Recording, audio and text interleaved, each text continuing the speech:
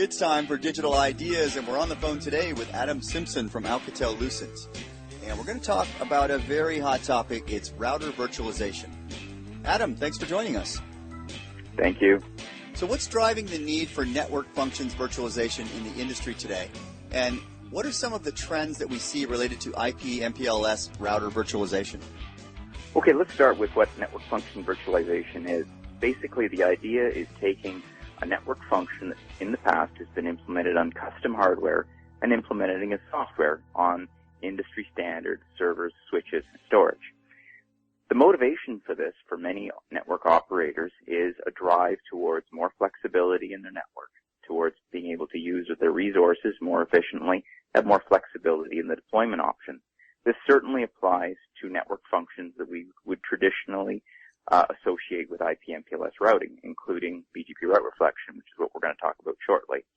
But in general, the comment that we should make about network function virtualization is it's a very early point in the trend.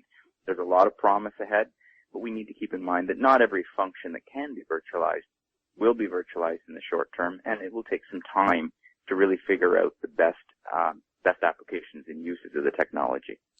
Yeah, and there's been a lot of discussion around route reflectors being virtualized.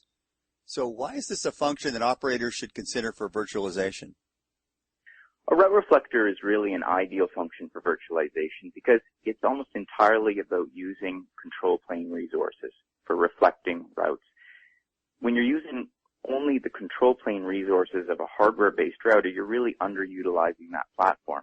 If you move this function to an industry standard server, you're now utilizing the resources of that server, and more specifically in a virtualization environment, the resources of the virtual machine for the function that is actually being performed. And so that's going to be a more efficient way of delivering that service. In addition, many operators deploy redundant sets of route reflectors for different applications or address families in the network. And when you're actually deploying those functions that way on physical hardware, one piece of physical hardware for each of those different families or applications, the costs start to increase and elevate, and that could be done a lot more effectively in a virtualization environment, just with using now different virtual machines for all those applications. All right, a loaded question for you, Adam. Are all route reflector implementations equal? And if not, and I assume not, what should operators be looking for in a VRR implementation? So definitely not all route reflection implementations are equal, and that's true on physical hardware. It's also true in the virtualization world. The key things for anyone to keep in mind considering a route reflector implementation is, first of all, the quality and the reputation of the software base. And what we really mean here is, has the software been tested with interoperability with other implementations?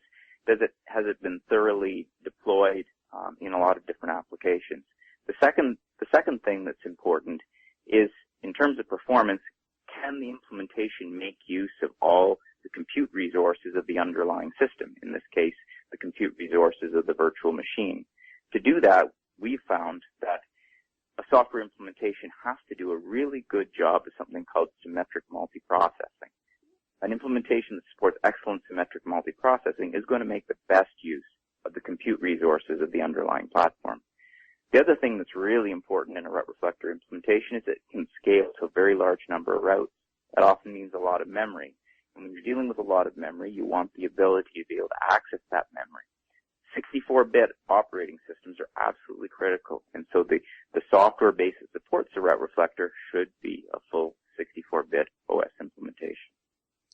I know you're out talking to customers, so what sort of interest do we see from network operators for virtualized route reflector functions?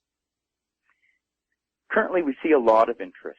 More than 20 different customers that we have talked to have shown an interest in trialing virtual route reflector products because they're very intrigued with the possibility of more flexible deployment options, to be able to scale to higher levels to achieve better performance.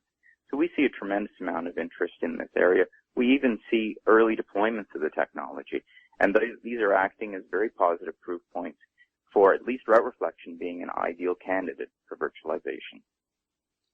And how can we learn more from Alcatel-Lucent about the virtualized route reflectors?